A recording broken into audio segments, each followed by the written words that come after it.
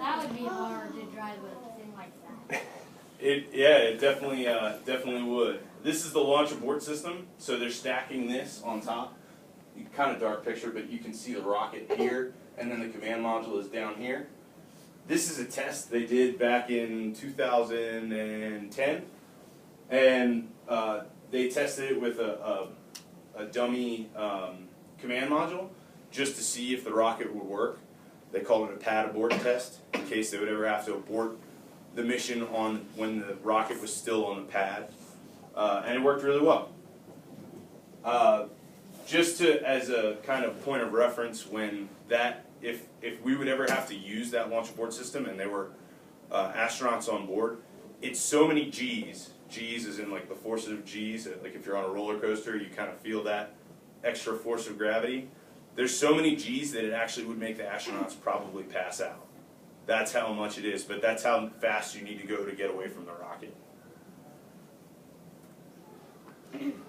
So this is the Delta IV Heavy, which is the type of rocket that the Orion spacecraft was on top of.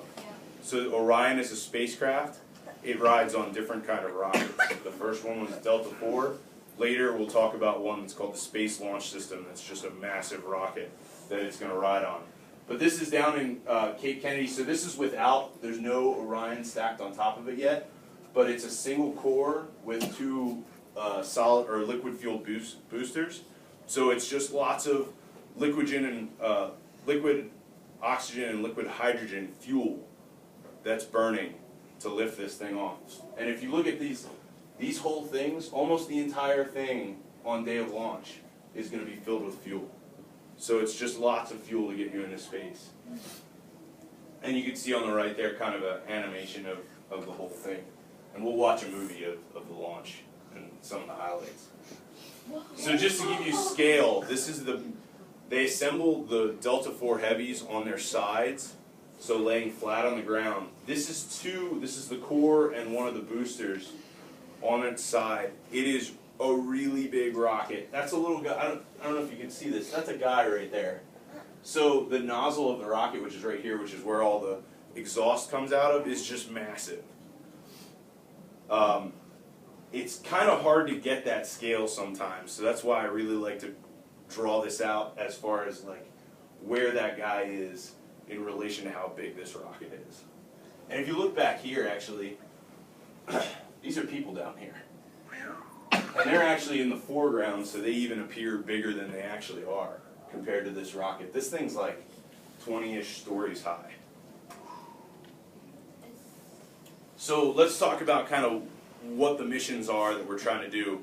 So on December 5th, 2014, we flew the first, it was Exploration Test Flight 1, EFT-1, and that's what this mission patch is for. There were no people on the vehicle. We were testing it out unmanned to make sure that it was safe. And we're going to do that again in 2018, but this time we're going to go around the moon. So the whole Orion spacecraft is going to be launched into space. They're going to burn the engine. They're going to go around the moon and then come back. It's pretty cool. It's actually going to be out there for like 14 days. And then Exploration Mission 2 is the first crewed flight. That'll be in 2021. And right now they're planning on doing a similar around the moon.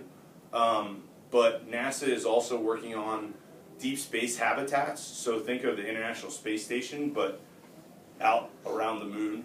So a habitat to live in, to study in, that we could go and use the vehicle to go visit.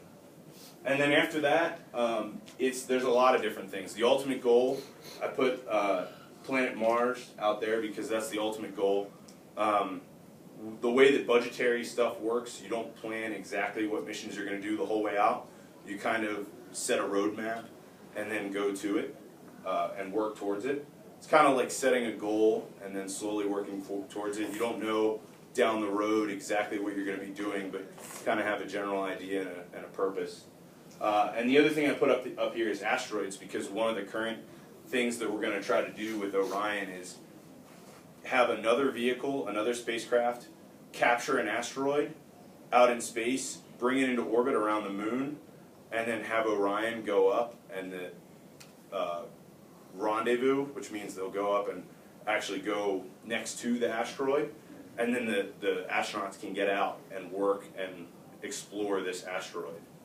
So that's one of the things they're doing now. It's called the Asteroid Retrieval Mission. So this is kind of the mission profile from EFT-1, and you can see the vehicle here again. Basically what they did is they launched it, they went kind of 1.5 around the Earth, boosted up to a high orbit, and then came back in. Really what we were trying to do is just test the systems of the vehicle and really test that heat shield. So they blast it really high up so that when it comes back it's coming really fast. And that speed, when it hits Earth's atmosphere, just generates a lot of heat. So we needed to make sure that heat shield was working. So this is a picture from the launch. I was about a mile away, actually from this picture, kind of that direction. And that rocket, it seemed like at the time, took so long to get off the pad because we were all anticipating the launch, and so many people had worked so long on getting this vehicle to fly. When it came back, there was a group of Navy frogmen or divers that came out on rigid inflatable boats, on motorboats, to go and secure the vehicle. These orange balloons on the top are to make sure that the vehicle floats upright. So if it came in upside down, it would flip over when those balloons inflated. You can see the windows of the spacecraft right here, and the outer coating is just a little bit. You can see it's just a little bit brown from the heat of the reentry. So this is the USS Anchorage, which is a Navy ship. It's called a well-deck ship, which means that back portion of the ship opens up and you can drive boats in and other stuff. So what they did is they actually brought this ship up next to Orion and threw a collar around the spacecraft and then pulled it in on like a winch into the back of the boat, the back of the ship. Maybe you guys would.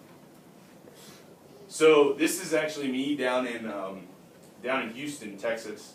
There was a mock-up, which is like basically a not flight version, a practice version of the spacecraft that they had down there. And they practice all kinds of things. They do crew training out of it. They see if equipment fits inside of it and all that kind of stuff. They check how the door works, which is what I was doing right there. And this is me on my back because you actually sit. So this is the orientation of the crew module. You actually sit with on your back looking up this way, out the windows this way. So it's kind of strange, but once you're in space, up and down don't really matter because of there's no gravity, so kind of just floating around. Oh, and we can take this time to watch the quick highlight video. Are the lights off? Sure. Sure? Okay. Jayla, do you want to off?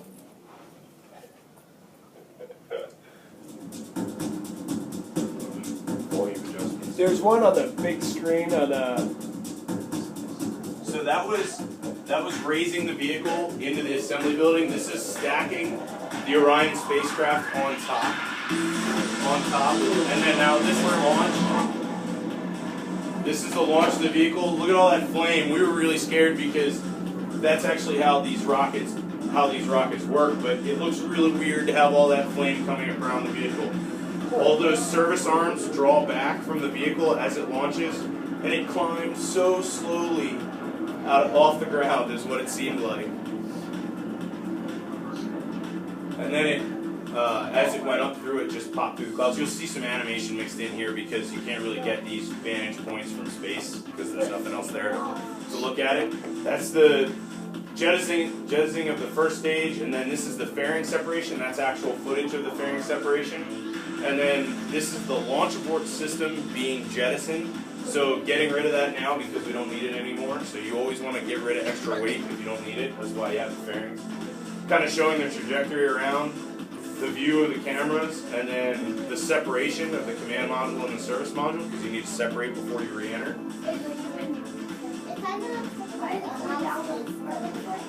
So this is actually plasma, which is a state of matter other than solid, liquid, gas. It's basically when air gets super hot, it disassociates the protons, the electrons, and it turns a cool color like that. And that just shows that it's getting super hot when it's re-entering. So this is as the spacecraft's going down into the ground. The forward bay cover jettisons, so that's what that is. That exposes all the parachutes and stuff. So now you see the pilot parachutes come out. Those parachutes well, that's actually the drogues. That stabilizes the vehicle. And then pilot parachutes will come out. So those are the pilots. And then those are the mains, those ones that just came out. You'll see them inflate in a second. They're yellow and orange. They're made to be able to withstand the forces that a hypersonic vehicle, as those parachutes come out and then they expand, and we have a nice soft touchdown into the ocean. And you'll see that in a second. So this is view from one of the, this was actually a drone that was videotaping this. Yeah. And then it hit the water. And that's the splash. And then they cut off the parachutes so that it doesn't drag the command module underneath the water. And then this is the Navy in the water getting a hold of the Orion so that they can pull it back to the well-deck ship. They throw a big collar around it, which kind of looks like those pool noodles. Wait, ain't there sharks in the ocean? Yeah. I think they're a little bit deeper than a lot of sharks are, but They have to be careful or else the shark's gonna grab them. definitely. Do they have to do it quick before sharks come? So let's go back to the presentation. Give me a minute. And then that's a good one. There we go.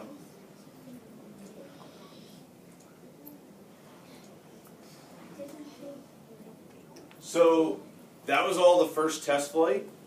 On the next flight in 2018 and then in 2021, we'll be flying on a new rocket, brand new NASA rocket called the Space Launch System, and it is even bigger than that rocket that I showed you there. And kind of to give you an idea of how big it is, so this is Big Ben, that huge tower in London. This is the Statue of Liberty, and then over here is the first block, the first version of the Space Launch System's over here. It's just shy in height of the Saturn V rocket, which took man to the moon in the late 60s and early 70s, the NASA rocket.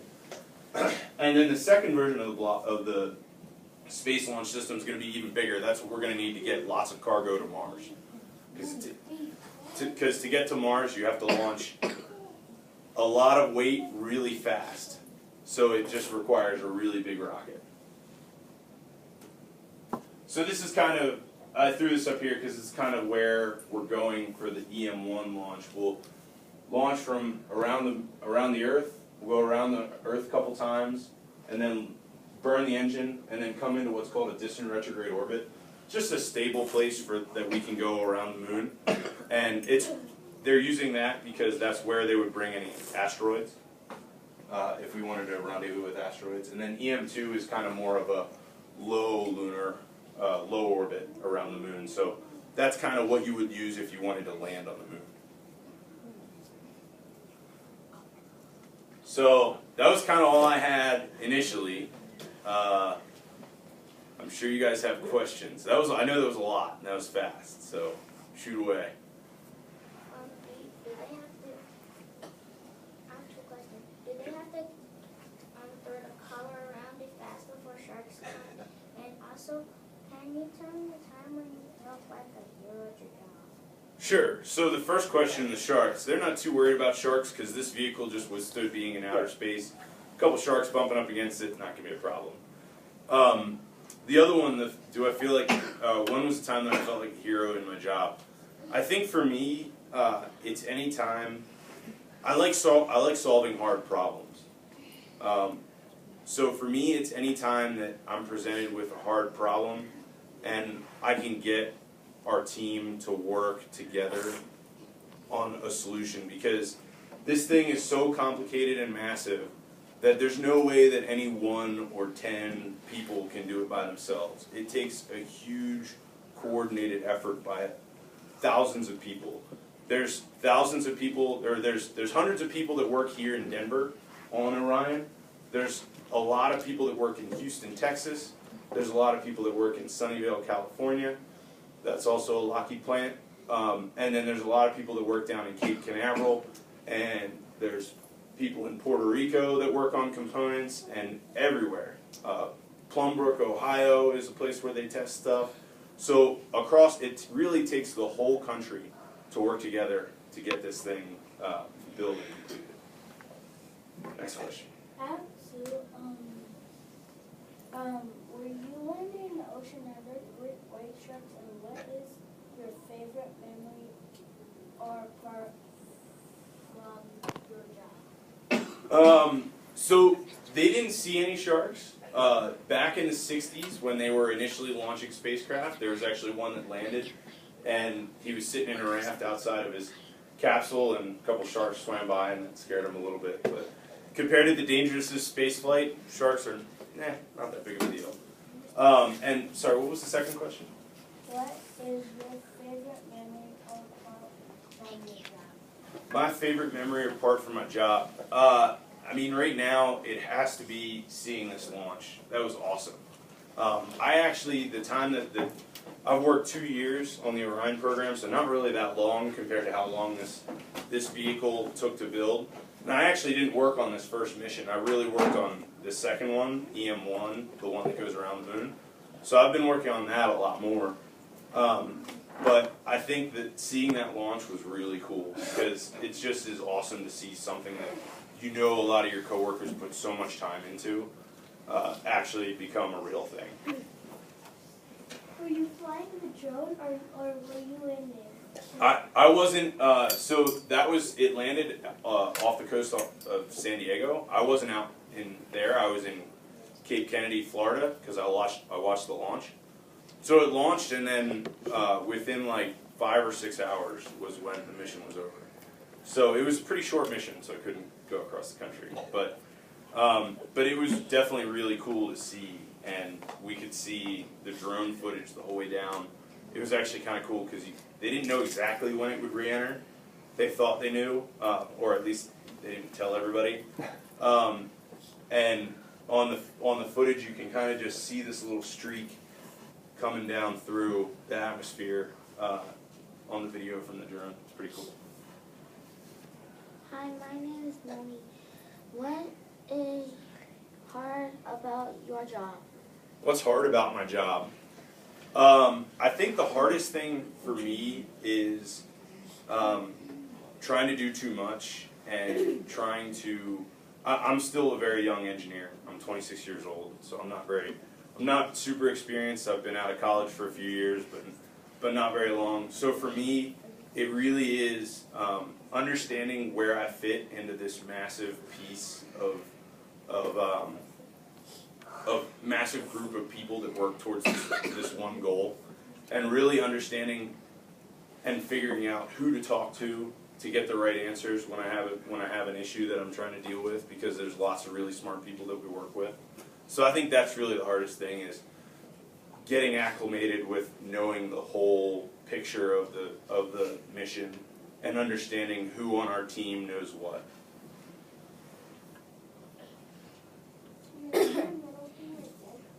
Oh, this thing? Oh yeah, totally forgot about this. So, yeah, thanks for asking. So, this is, let's go back to a picture of, okay. So, on the bottom of the command module, this is the piece that re-enters the atmosphere and has to survive the heat. This looks shiny because of that aluminum tape that we talked about, but underneath that is basically like a cork material, and that material burns as you go through the atmosphere, and that burns to keep heat from building up on the spacecraft. So underneath that, you need a lot of structural integrity because there's a lot of force that goes on that heat shield. So what this is, and there's always a balance between, in spacecraft, there's always a balance between what you want to do and your budget in size, weight, and power. So we're always trying to minimize the amount of weight, and that's a huge thing. So this is aluminum it's kind of like a honeycomb almost. You kind of can't see because it's a cutaway, and then it's wedged between two carbon fiber pieces, and it's super strong. Like you could take a pallet of this stuff and drive a truck over it, and it's not going to deform at all. So this is underneath. So aluminum, then heat shield, and then this stuff is the strength that gives the back to the heat shield. And this is a test piece. I didn't steal this off the vehicle. We test everything like crazy because there's eventually going to be people riding on this, and we need to make sure it's safe. So we test it a lot. So this was a piece that was used for testing, and probably pass this around, I think. Oh, sure. Yeah, Whatever you like, yeah. Don't it's not super sharp, but there could be some edges, so just be a little bit careful. What if you took an axe and slammed it on it? I think if you had a sharp thing, you could probably cut it, because like you could see they actually cut that with a circular saw, because they cut a piece of it off. But I think if you hit it with a hammer, I don't think it's going to break or even deform because it's so strong, and you can feel how light it is, and yet it gives so much strength. So that's like that's kind of one of the awesome things as an engineer is like you can't just put steel on this to make it stronger. You have to really think about how to solve that problem of strength and weight. Yeah, but I think I know a type of hammer that could work. Maybe. I mean, I can guarantee you if you walked into there with a hammer that there would be a lot of people pretty angry at you. No, it's slapping people. Next question. Mr. Griffin, I have 2 questions for you. Sure. If you went to the moon like a couple of years ago, why would you guys think of traveling to Mars this year? And why did you become an aerospace engineer? What made you be an aerospace engineer? Okay. So the first one, why do we want to go to Mars? Is that kind of the question? Yeah. So we want to go to Mars because Mars is kind of like Earth, except it's kind of like Earth after it died. So you hear lots of people talking about, we need to recycle and save the Earth. So Mars is kind of like, scientists think that Mars is like what happens to an Earth after it dies. So if we go and look at Mars, we can find out so much more about our own planet. So that's kind of one of the biggest reasons to go there. There's also there's a bunch of rovers on Mars now. A rover is a little robot, pretty much, with wheels that they launched and landed on Mars, and they remotely pilot from the Earth, and they like drill holes in rocks and stuff, and take samples and all that kind of stuff, and use instruments to look at the rocks in the atmosphere. So they haven't found any life there yet, but they think that there are other places that we could look that might have like bacterial or microbiotic life on Mars. So that would be interesting too. And the second question was? Why did you become an aerospace engineer? What made you to be an aerospace engineer? Yeah, that's a great question. I had known most of my time through high school, I was pretty sure I knew I wanted to be an aerospace engineer. And that, like of the people my age in school that I had talked to, not many of them knew exactly what they wanted to do. Very few of them knew exactly what they wanted to do as they went through high school, but I was pretty sure.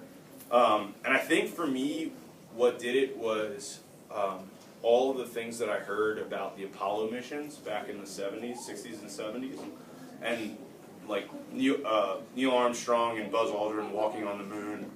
That to me was just what really inspired me to be an engineer, to be an aerospace engineer, to work in the space industry, and work on vehicles like this.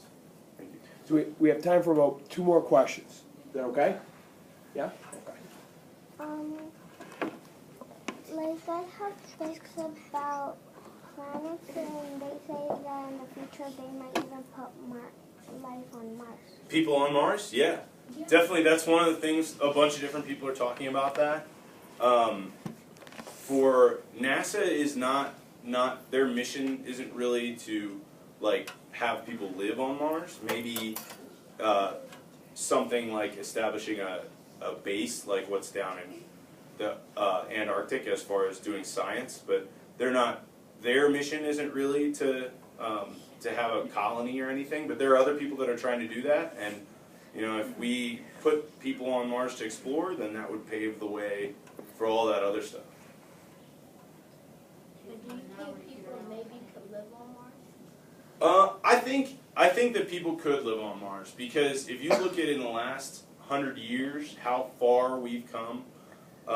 In 1900, most people probably would have said that no human will ever fly, and then the Wright brothers built in their bicycle shop built an airplane that was able to fly, and going from flying in wood and with wooden planes with fabric on the outside to flying in spaceships in 100 years is pretty cool. So I definitely think that we as a human species can overcome any challenges that would present themselves to live on Mars. I think if we put our minds to it, we certainly can. CJ, do you have a question? Yes. Okay. What makes you want to go to Mars? What makes me want to go to Mars? I think for me, it is. I have a couple different reasons. I think that we as a species, really, humans, really benefit from exploration. If you look at over history, because I'm a bit of a history buff, if you look at over history, the societies that explored were the most successful ones. So if we continue to explore, I think we'll continue to be successful. I think that's really, for me, one of the biggest ones. And I think it's also just really cool. That's the other reason. Talon, you're going to be the last one, okay? Okay. Have you ever seen any type of other human on a planet? So, like aliens, is what you're saying? We haven't seen any aliens, and even in the sense of we haven't found any bacterial life yet, so we're still looking for that. But we've explored so little of even our own solar system, and then if you look in the night sky, all those stars, their solar systems and stars, and like the immensity of the universe is just pretty overwhelming. They are. They're actually balls of burning hydrogen, and yes, yeah, of